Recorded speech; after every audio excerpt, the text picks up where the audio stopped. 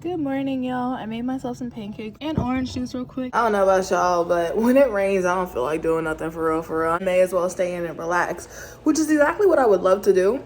But I don't got no groceries. I'm making my last Hot Pocket right now. I'm gonna go out and do food delivery. I got an offline tip from a very generous person who is the reason why I was cheesing like crazy the other day. They actually bought content while I was sleeping.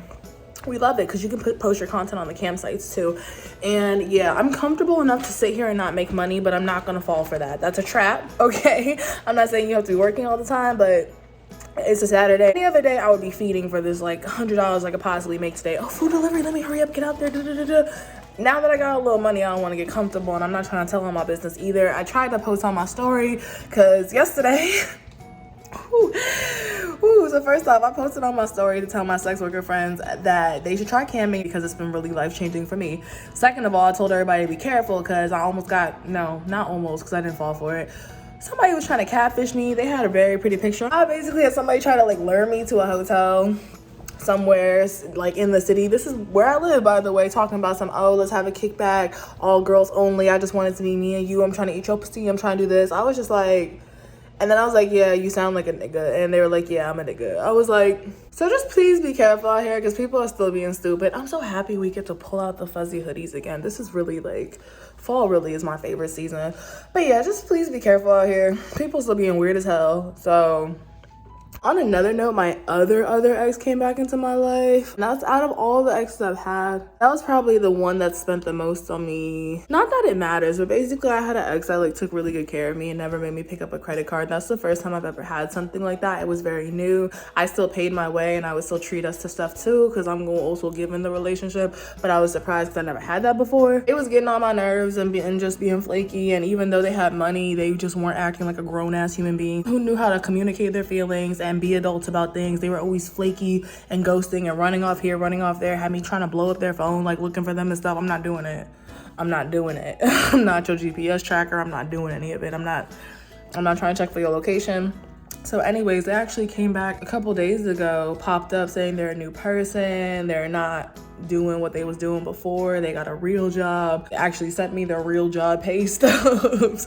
I was like, what is this goddess energy I'm tapped into right now? Excuse me? What? So like, yeah, they sent me their pay stubs and everything. Not that I care. It's not about them sending me the money they're making. It's the fact that you got off the streets and you got a real job. I'm proud of you.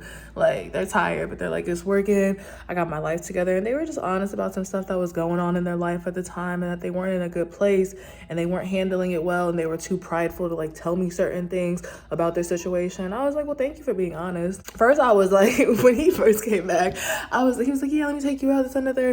I was on some funny energy because if you're gonna be funny with me, I'm gonna be funny with you right back. You ain't gonna pop into my life and waste my time. You're not. So he started talking about taking me on a date. I was like, who's to say you're not gonna have me get ready and flake?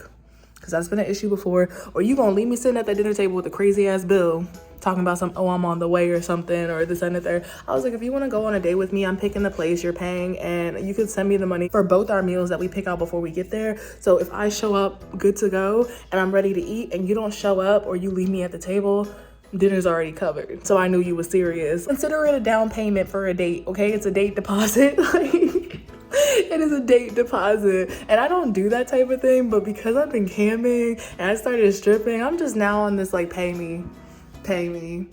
Only if you waste my time, only if you are not serious about your intentions with me, only if you're out here to be playing around, doing whatever. Because if I like you, if I really like you, our love is free. Our love is free. Anybody who has loved me or has been loved by me knows that. We can go sit at a park and smoke. We can go sit here and talk. We could just vibe.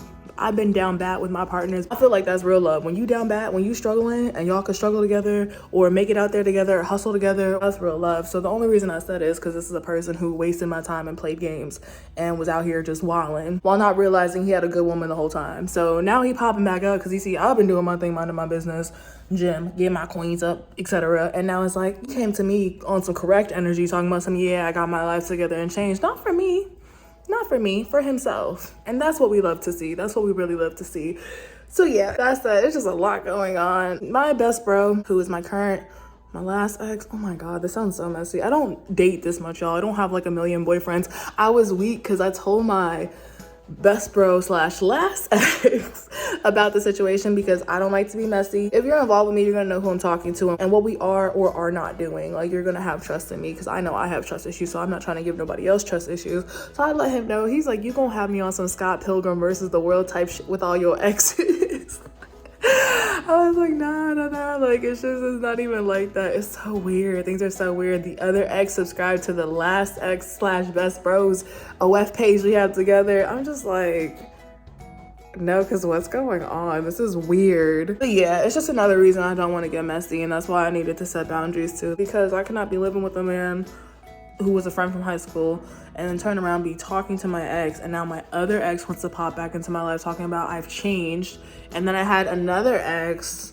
I've had like 3 main exes, so the ones I'm actually talking about that's the trinity, okay? The trifecta. But I had another ex who really loved to waste my time and gaslight me. He was like a pathological liar and a cheater. He cheated like crazy. Oh my God, he cheated like crazy. But yeah, he be popping up randomly in the DMs talking about something, you owe me a baby. I'm just like, and because I'm so focused on myself, even if I wasn't, because I don't be entertaining bullshit like that, I'd be trolling right back, or I'd be bored, and I'll be messing with people just for the fun of it. If you mess with me in the past, you hurt my feelings, I might mess with you. No lethal or dangerous way, but like, I'm a troll the fuck out of you. Anyways, because I'm so focused, I'm seeing the biggest picture possible. I'm Bob Ross in this bitch. Like, you don't understand. I really do see the big picture. I'm over here like, I could travel, I can go here, I can cam while traveling. I don't have to stick to a schedule. I told myself a long time ago, the one thing I want out this life is to not have to wake up to an alarm clock. And let me tell you, that's been fucking lovely. It's been lovely. My body's circadian rhythm is already like doing what it needs to do. I wake up around the time I need to cam and get ready. But that said, like, it's not forced. It's not like, oh my God, I need to be at work at whatever time the alarm's gonna go off. So it's a very beautiful thing, and I'm very grateful for it. But I'm not gonna get too comfortable, which is why we're about to go out and do delivery now, because we not gonna sit back and wait on our little sex worker cash. And I do want to invest in businesses. I was actually talking to my ex about that on the phone earlier, which was cool. I guess that's how we know he changed. He was talking about business ideas, legit businesses, how to get ahead with what's going on in our city currently and what they got going on and stuff like that. Came up with some really good ideas. And that was also a platonic conversation. None of that like, slide, blah, blah, blah, because I'm not doing that. Rosters, all that. I realize I'm not cut out to have one. I don't want one. I'm good. You don't know what a person's going through. I know how I feel when my feelings get hurt. I'm not trying to hurt nobody else's feelings on purpose. I'm not trying to have a gaggle of guys paying my dinner and doing this. And if you have that, congrats. If that works for you, that's fine. If they're all into it, it might be something I would consider, but because I know they're not all into it, and it's kind of like the I want you for myself type energy, Hunger Games competition. You're like, this bitch is so full of herself. Well, yes, I am. Self-love, and that's all I know. Anyways, because that is the case, I'm not gonna sit here and play people. That's what happened. My best bro, the main ex I be chatting about, asked me on vacation. So,